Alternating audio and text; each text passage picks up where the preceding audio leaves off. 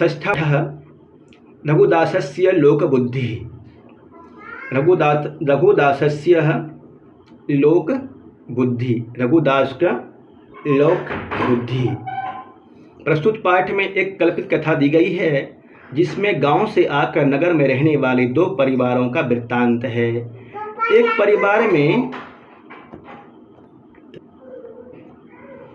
एक परिवार में बच्चों की संख्या अधिक है और दूसरा बहुत छोटा परिवार है। दोनों की स्थितियों का तुलनात्मक चित्रण करते हुए छोटे परिवार को भाग्यशाली माना गया है।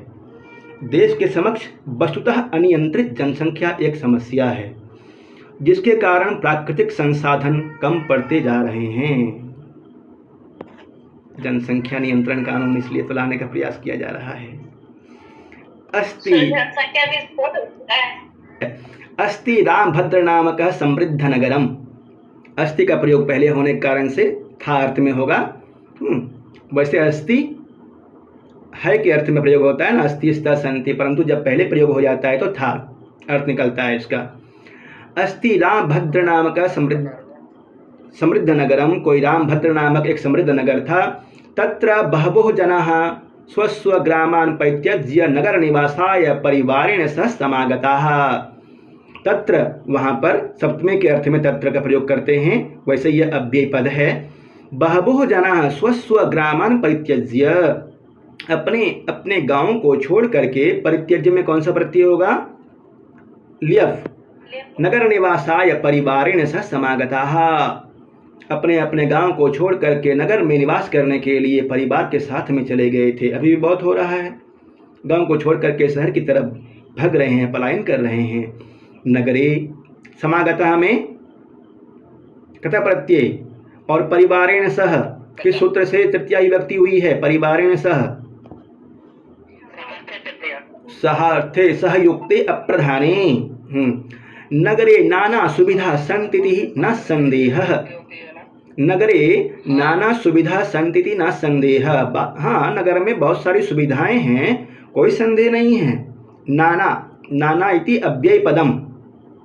नाना अव्यय पद है ना। पृथक बिना नाना विस्तृत्या नत्रस्याम, कौन सी विभक्ति होती है? पृथक बिना नाना, पृथक बिना नाना विस्तृत्या नत्रस्याम। पृथक बिना, पृथक और बिना के साथ में होती है, ये नाना अलग शब्द है। नाना मतलब होता है बहुत तरह से, बहुत सारी सुविधाएं हैं। संतिति न संदेह। किंतु नगरस्य नियमः ग्राम जनान् पीडयन्ति। तत्र एको ग्राम परिवारः हरिप्रसादः से निवसति। अच्छा, हरिप्रसादस्य निवसति।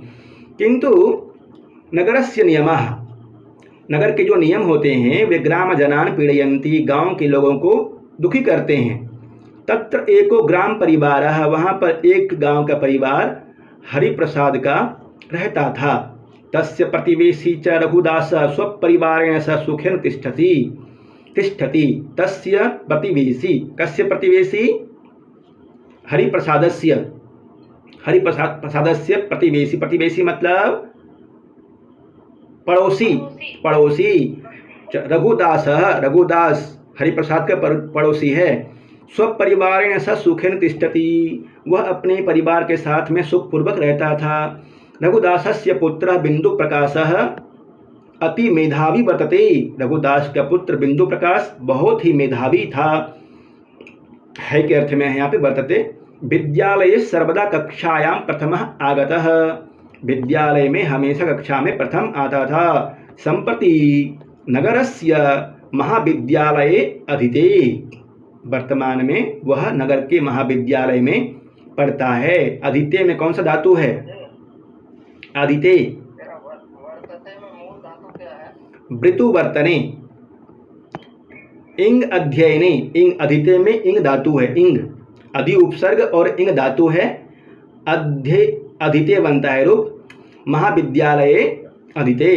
बिंदु प्रकाशस्य माता पितरो निजस्य संतानस्य उन्नतिं विलोक्य। बिंदु प्रकाश के माता पितरो, माता और पिता, निजस्य संतानस्य उन्नतिं विलोक्य, अपने संतान के उन्नति को देख करके। बिंदु प्रकाश के पिता का नाम बताइए। रघुदास, हाँ। प्रमोदितो भवतः, दोनों बहुत प्रसन्न होते थे। प्रमोदितो, प्रसन्न होने के अर्थ में प्रमोदितो द्विवचन में प्रयोग हुआ है, क्योंकि माता पितरो हमेशा द्विवचन में प्रयोग होगा ना, युगल शब्द हैं। लघु परिवारस्य कारणात्, लघु परिवारस्य कारणात् नाति संपन्नोपि रघुदासः नगरे सुखी वर्तते। छोटा परिवार होने के कारण से, बहुत ज़्यादा संपन्न न होने के कारण बाद भी नगर में सुखी था। वर्तते है, रहता है। यदा कदा तद्गृहे ग्रामा जनः आगत्य तिष्ठन्ति, कभी कभी गांव से मनुष्य आकर के, आसपास के लोग आकर के उसके यहाँ रहते भी थे। आगत्य में लिय प्रत्यय, आगत्य शब्द। अच्छा, इस वाक्य में यदा कदा तद्गृहे ग्रामा जनः आगत्य तिष्ठन्ति, अव्यय पद कौन सा है? कितने अव्यय हैं?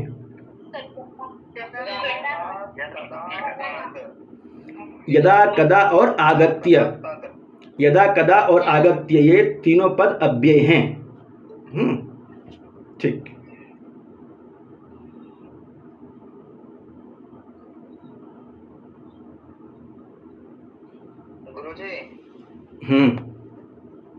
किंतु परिवारः कदापि कष्टम नानुभवति ही, परंतु उसका जो परिवार था ना रघुदास का, कभी भी कष्ट महसूस नहीं करता था। क्यों नहीं कष्ट महसूस करता था?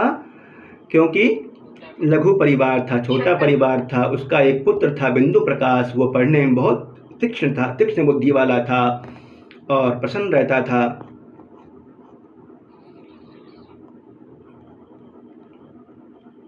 किंतु परिवार कदापि कष्टम नानुभवति, न अनुभवति।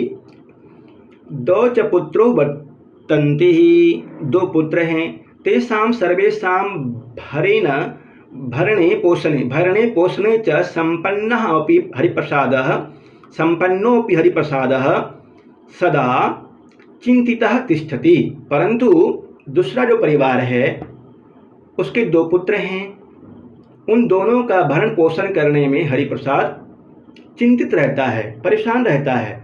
कन्यासु तिस्रः एव विद्यालये गच्छन्ति, कन्याओं में, इसमें ना दो च पुत्री वर्तते, इसमें और कुछ लिखा हुआ था ऊपर, फोटो कारण से नहीं दिख रहा है। मतलब कुछ दो पुत्र हैं और पुत्री हैं, दो च पुत्री, दो पुत्री हैं और पुत्र भी हैं इसके।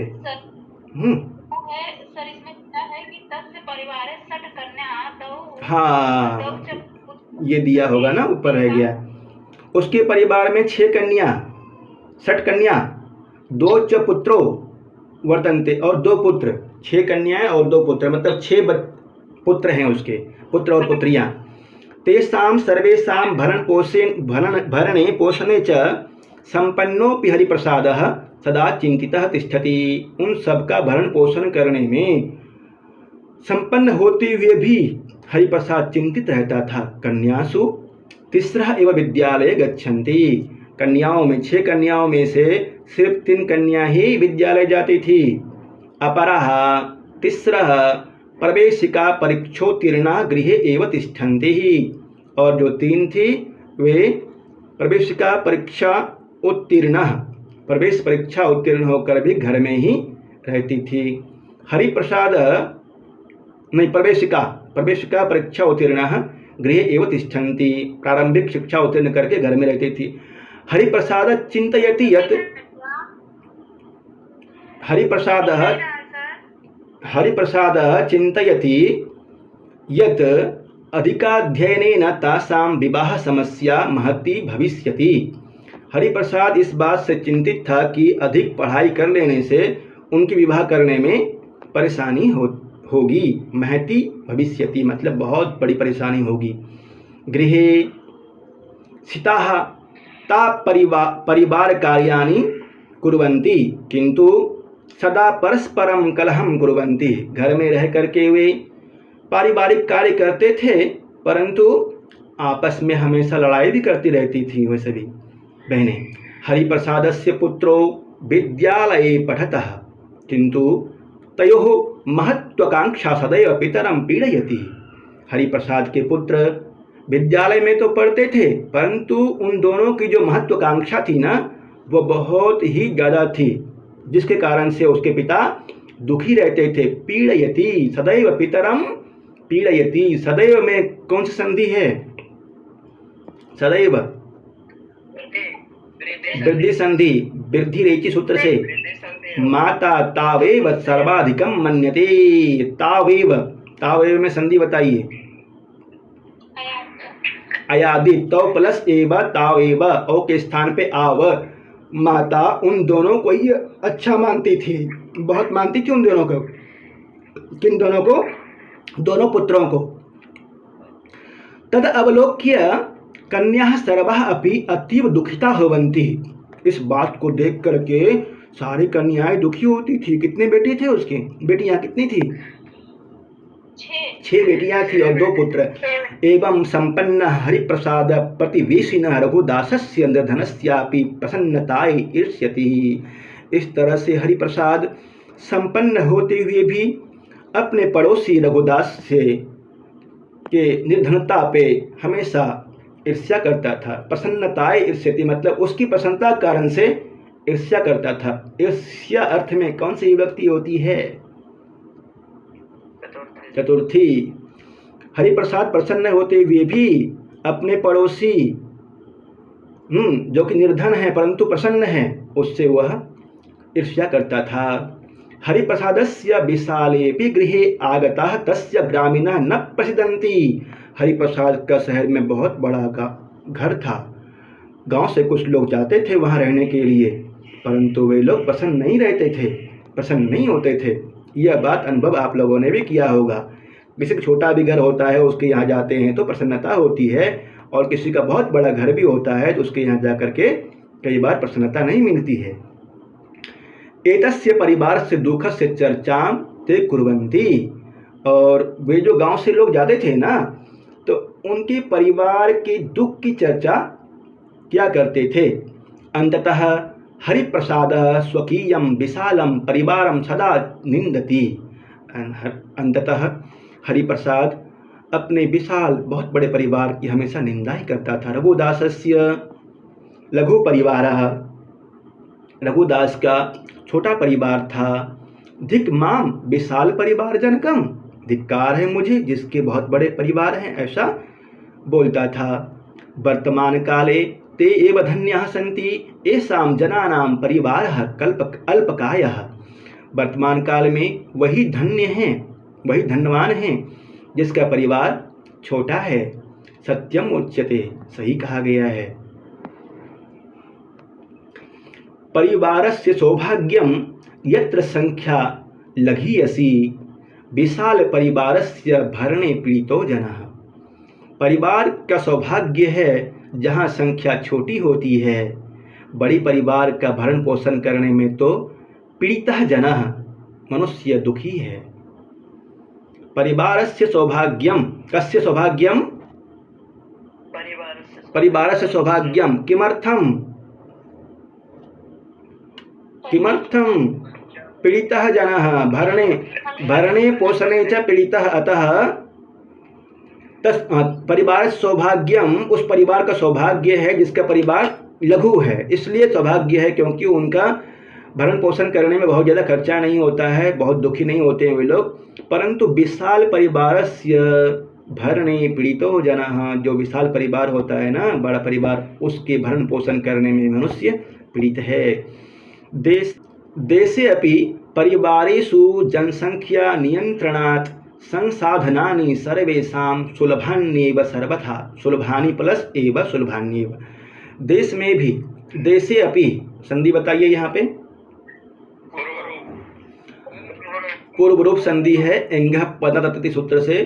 परिवारेषु जनसंख्या नियंत्रणात्, परिवारों में जनसंख्या नियंत्रण होने से ही संसाधनानि सर्वेषां सुलभान्येव सर्वथा। यदि परिवारों की जनसंख्या नियंत्रित हो जाएगी तो संसाधन भी सामान्य रूप से उपलब्ध होने लग जाएंगे।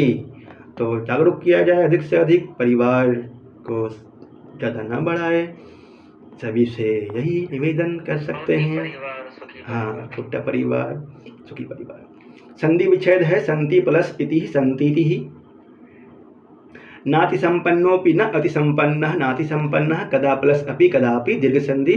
जहाँ समझ में नहीं आ जाएगा आए तो बोल दीजिएगा, जहाँ समझ में आ रहा है ठीक है। न अनुभवति न प्लस अनुभवति न अनुभवति दीर्घ संधि।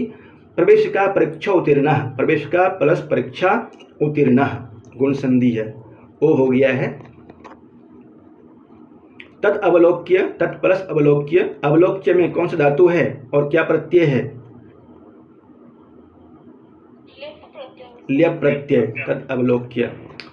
परित्यज्य में लिय प्रत्यय है, समागतः में कतः प्रत्यय है, विलोक्य में लिय प्रत्यय है कत्वा के स्थान पर लियप, आगत्य में लिय प्रत्यय ठीक है।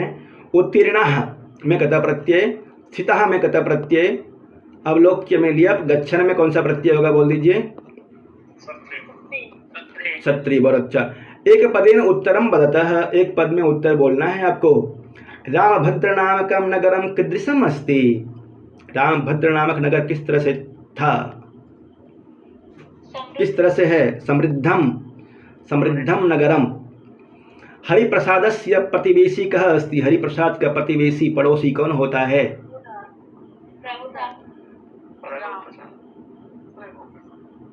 कौन? रघुदासः। कस्य दो पुत्रो स्तः, कस्य दो पुत्रो स्तः? हरिप्रसादस्य दो पुत्रो स्तः। और रघुदास के एक। कन्या कितने थे, कन्याएं कितनी थी हरिप्रसाद के? पुत्री 6। कस्य दो पुत्रो स्तः। हरिप्रसादस्य परिवारे कियत्यः कन्या सन्ति? 6 कन्याः। मंजूषातः अव्यय पदम चित्वा वाक्यानि पूरयतः, अव्यय पद सिखाने के लिए इस पाठ में अव्यय पद का प्रयोग किया गया था कई जगह पे, आपको बताया भी ऊपर। तस्य परिवारे 6 कन्या 2 पुत्रों वर्तन्ते, क्या होगा? च का प्रयोग कीजिएगा, च। हाँ। कन्यासु तिस्रः विद्यालये गच्छन्ति, तिस्रः एव। हरिप्रसादः चिंताग्रस्तो वर्तते, क्यों? हरिप्रसादः सदा चिंताग्रस्तो वर्तते। संपन्न हरिप्रसाद प्रतिवेशिनः रघुदासस्य निर्धनस्य प्रसन्नताये ईर्ष्यति। यहाँ पे अति संपन्न, अति अव्यय पद है। बिंदु प्रकाशः मेधावी वर्तते, क्या आएगा यहाँ पे? हाँ, अति, बिंदु प्रकाशः अति मेधावी वर्तते। निम्नलिखितानां शब्दानां प्रकृति प्रत्ययं विभागं कुरुतः। आगत्य आगम लियप, विहस्य विहस लियप, आगमक्त आगतः, कुर्वन् क्री सत्री, तिष्ठ सत्री, स्था सत्री, पिब सत्री, मृतः मृ और कृतः। आगे वाक्य निर्माण करना है, कर लीजिएगा। रघुदासस्य पुत्रः कीदृशः अस्ति? मेधावी। रघुदासस्य पुत्रः मेधावी अस्ति। कस्य माता पितरो निजस्य संतानस्य उन्नतिं विलोक्य प्रमोदितो भवतः? बिंदु प्रकाशस्य, बिंदु प्रकाशस्य। कः स्वकीयं विशालं परिवारं सदा निंदति, कौन अपने विशाल परिवार को देखकर? हरिप्रसादः, हरिप्रसाद। वर्तमान काले के जना धन्याः, यस्य परिवारः लघुवसी, अल्प परिवारः इव धन्या। कस्य परिवारः बहुसंख्यकः अस्ति, किसके परिवार बहुत बड़ा परिवार वाला था? पदानि धातु लकारः पुरुषः वचनम, इस तरह से पूछ सकता है, याद कर लीजिएगा। तिष्ठन्ति स्था धातु है, लट लकार है, प्रथम पुरुष बहुवचन का रूप है। गच्छेयु कहाँ का रूप है? गच्छेयु, बोलिए बोलिए। विधिलिंग,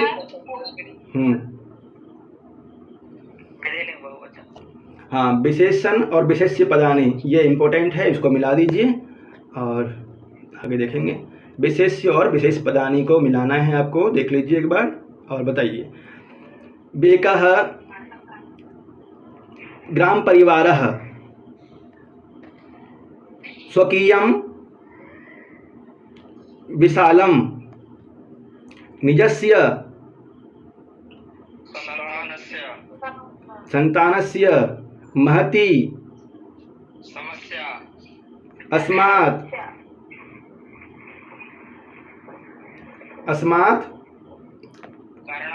अस्मात् कारणात् विशाले गृहे, पहला वाला विशाले गृहे, विशाल घर में, बहुत बड़ा घर था। किसका था बहुत बड़ा घर? हरि प्रसाद। ठीक है, इस तरह से मिला लीजिएगा। तत्र एकः नरः अस्ति, भूतकाल में क्या बनेगा? तत्र एकः नरः अस्ति, तत्र एकः नरः आसीत्। इसमें क्रिया में बदलना है। सर्वदा आगच्छति। एकः नरः। योग्यता विस्तार। प्राचीन भारत में निवासियों की संख्या बहुत कम थी। भूखंडों पर लोग जहां तहां बस जाते थे। भूमि के क्रय विक्रय का प्रश्न नहीं था। विपुल मात्रा में प्राप्त प्राकृतिक संसाधनों का स्वेच्छा से लोग प्रयोग करते थे। न कहीं जल की कमी थी, न ईंधन की, न पशुओं की, न स्वोपार्जित अन्न की। परिणाम था कि प्राकृतिक संकट भले आते थे, किंतु सामान्य रूप से लोग तनाव मुक्त एवं प्रसन्न रहते थे। ऐसी स्थिति में ही प्राचीन संस्कृत ग्रंथों में अष्टपुत्र हव, पुत्रवती हव इत्यादि आशीर्वचन दिए जाते थे। पहले ऐसे आशीर्वचन दिए जाते थे। और बहुत सारे प्रजाओं को उत्पन्न करो, ऐसे भी आशीर्वचन हैं। सबका एक ही तात्पर्य था कि वंश वृद्धि हो, जनसंख्या बढ़े। कालक्रम से जनसंख्या इतनी बढ़ गई कि प्राकृतिक संसाधन लोगों के लिए कम पड़ने लगे। इतना ही नहीं, जल, वायु, आकाश, पृथ्वी आदि सभी संसाधन प्रदूषित भी होने लगे। प्रकृति पर नियंत्रण रखने वाले जीव जंतुओं और वनस्पतियों का भयंकर संहार हुआ। विज्ञान ने मानव की सुख सुविधा तो बढ़ा दी, किंतु समस्त पर्यावरण का प्रदूषण भी बढ़ा दिया। कहा जाता है कि विश्व में जनसंख्या का संतुलित वितरण नहीं है। किसी देश में संसाधनों से कम लोग हैं तो किसी देश में सभी संसाधन मिलकर भी जनसंख्या की मांग पूरी नहीं कर सकते। हमारे देश में यह दूसरी स्थिति ही है। ऐसी स्थिति में जनसंख्या का नियंत्रण बहुत आवश्यक है। प्रसिद्ध दार्शनिक बर्ट्रैंड रसेल ने ज्ञान, नॉलेज तथा बुद्धि, विजडम का अंतर बताते हुए यह उदाहरण दिया है कि ज्ञान ने मृत्यु दर पर बहुत नियंत्रण कर लिया है, किंतु उस अनुपात में मनुष्य के पास यह बुद्धि नहीं थी कि जनसंख्या पर भी नियंत्रण किया जाए। परिणामतः संसार के समक्ष सभी प्राकृतिक संसाधन कम पड़ने लगे। आज समस्त विश्व इस ओर जागरूक हो गया है कि जनसंख्या पर नियंत्रण किया जाए। हमारा पड़ोसी देश चीन अपनी विशाल जनसंख्या के लिए विश्वविख्यात था, किंतु उसके अधिकारियों ने बुद्धि का अद्भुत उदाहरण देते हुए जनसंख्या वृद्धि की दर लगभग शून्य तक पहुंचा दी है। हमारे देश में भी इसका अनुकरण करने के प्रयास हो रहे हैं, किंतु समुदाय की सदिच्छा के बिना यह कार्य असंभव है। इस कथा के द्वारा दिखाया गया है कि छोटे परिवार का अपने संसाधनों से अच्छी तरह भरण पोषण किया जा सकता है, जिससे सभी सदस्य प्रसन्न रह सकते हैं। बड़े परिवार में संसाधन कितने भी हो, उनका वितरण हो जाने पर वे कम पड़ जाते हैं। बहुत सुंदर बताया है ना।